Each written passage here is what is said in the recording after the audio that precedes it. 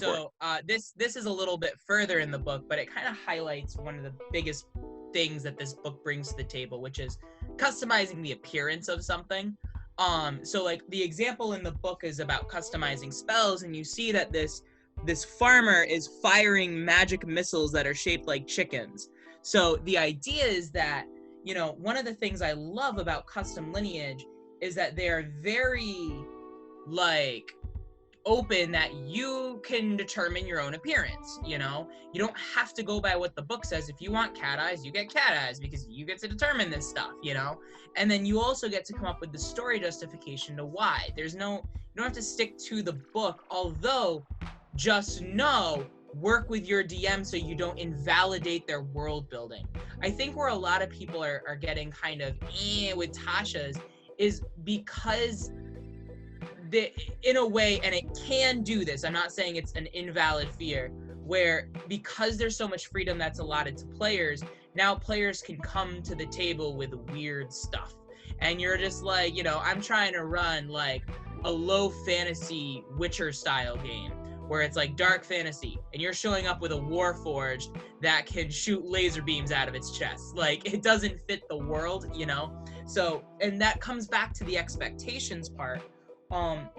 But to me, what Custom Origins does is it actually gets players thinking about racial traits as a package and paying attention to the qualitative values that are going to add personality to your gameplay, right? As opposed to the statistical values, which oftentimes determine success or failure. So I do think that, like, say you want to make a gnome bard, that's now an actual, you can do that now. You could always do it, but it wouldn't be optimized because you wouldn't have any charisma bumps, you know? So gnomes are intelligence, and then dex or con, but there's no charisma gnome. Yeah.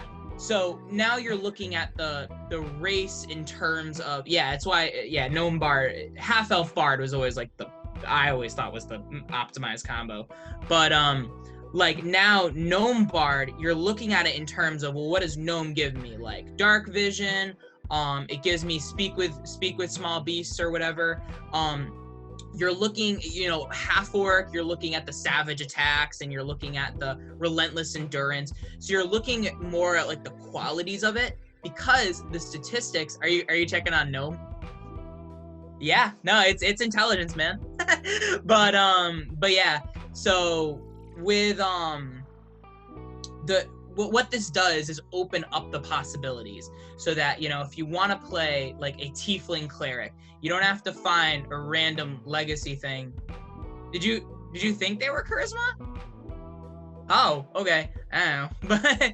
but yeah, so you're looking at what the race is kind of giving you as a package, and how that can uniquely combine with more and more different class options. So if you build a half-orc wizard, now you might even have like a half-orc blade singer, you know, because you're finding the ways that the qualities kind of line up, as opposed to, well, that's got a +2 strength and a +1 con. And, you know, the other thing that I had never considered was proficiencies. So, like, if you want to build a high elf Eldritch Knight, that actually technically wasn't optimized because the elven weapon proficiencies are going to overlap with the fighter weapon proficiencies.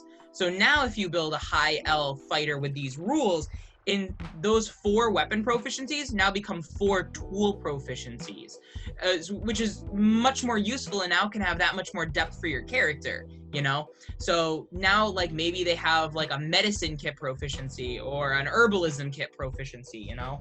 And with custom lineage, I think Adam pointed out the big thing here, which is, yes, you only get 1 ability score increased by 2.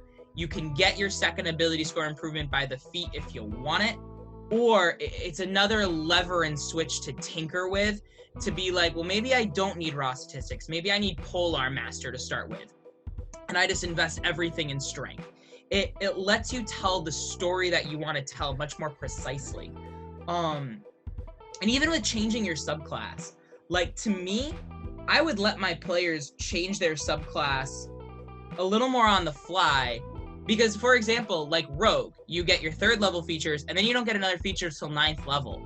I'm not going to make my players play 6 levels of a class they don't like just because the rules say that's when you should do it, you know?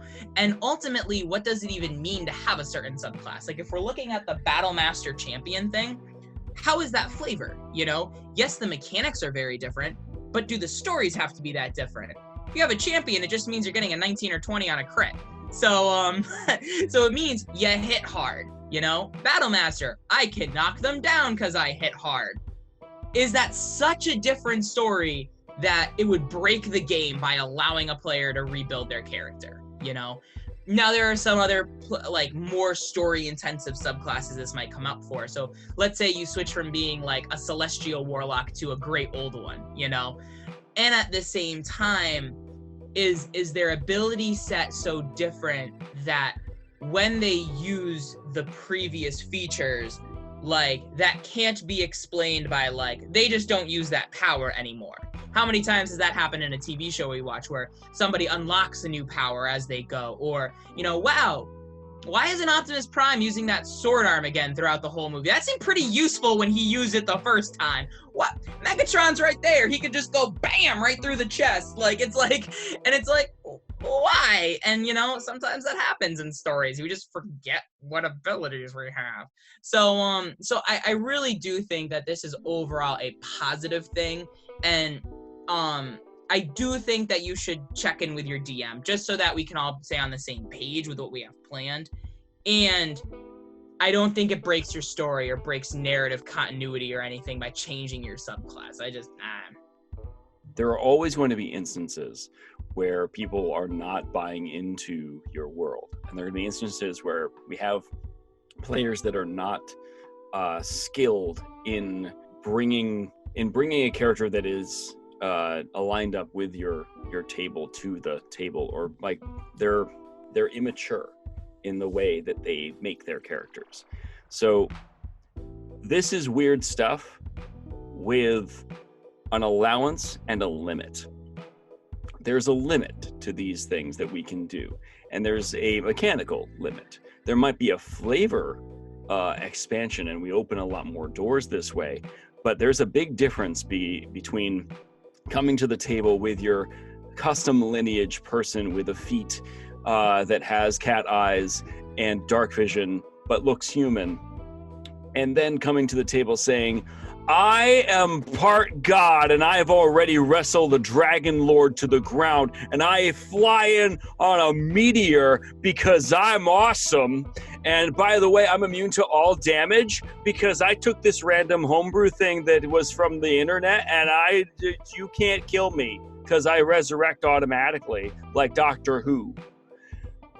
Those are different things. Like, there's weird stuff at the table, and then there's people who are immature about how they present their characters and how they build things and when they bring them to the table and go, I said it, so therefore it's real, and I brought this random thing you've never heard of that's not part of any sort of official content, and I made it up, and it's homebrew, and I rolled all 18s for my character. We're not allowing that. Yes, that does happen. I've had people bring it to my tables. In the very beginning, before I started working at our place, I had two separate players that would bring things to the table like that, and they didn't last long. There was the first time it was okay, come on, did you seriously do that? And the second time it was take them aside, you're gone, goodbye. Like, we're not doing that. That was very early on before I started like making standards, but there are horror stories of other GMs that try to run very even tables and try to run like really rewarding experiences for people, and then run the risk of bringing in a new person, and that new person lacking a sense of maturity and buy-in that brings something really weird to the table. But when people start complaining about Tasha's, we're not talking about those people.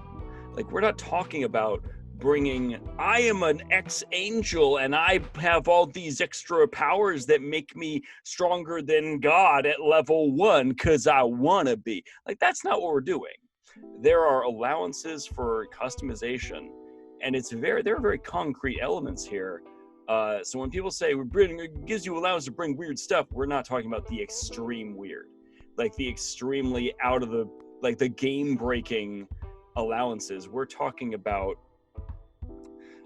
and there's a difference in like when you come to the table. Let me clarify one more thing. When you come to the table with a flavor of, I used to be an angel, but I have these stats and I have these abilities, and then there's a story that we might explore there, or maybe I can march my way back up toward Mount Olympus, or I can connect with those people. And these are flavor elements. It's when people come to the table thinking they have allowance to make something that is mechanically broken and is built in such a way that invalidates the setting, and that the allowance is, well, I can do that because I can do whatever I want now. And that's not what we're doing. That's really important, is that we can open the door for us to tell more interesting stories, and that there's a mechanical backing up to that. And we are not opening the door for someone to rush in with their battle axe, smash your table, and then go, oh, that's just what my character would do. And like, that's not, no, like that. Our basic ideas of how a table works and how this is a cooperative experience still have value and are still valued in the mechanics. Thank you so much for listening to some of our podcast highlights. This podcast is part of the Darkmoor Podcast Network. If you want to support the content creators, feel free to visit our Patreon. And please, game responsibly.